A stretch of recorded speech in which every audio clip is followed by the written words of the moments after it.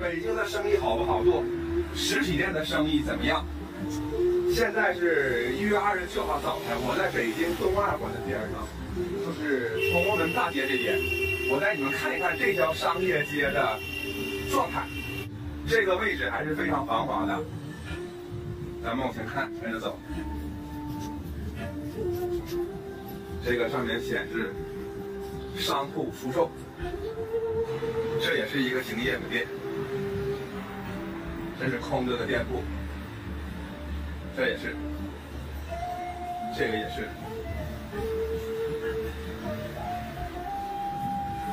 这家也是空着的状态。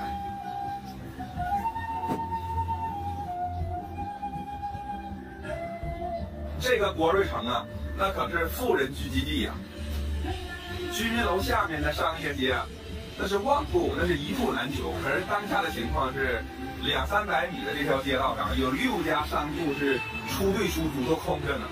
这就是北京二环边上核心地段实体店的生存现状。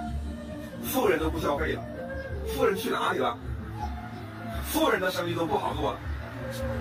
这就是我们整个经济环境的一个真实的现状。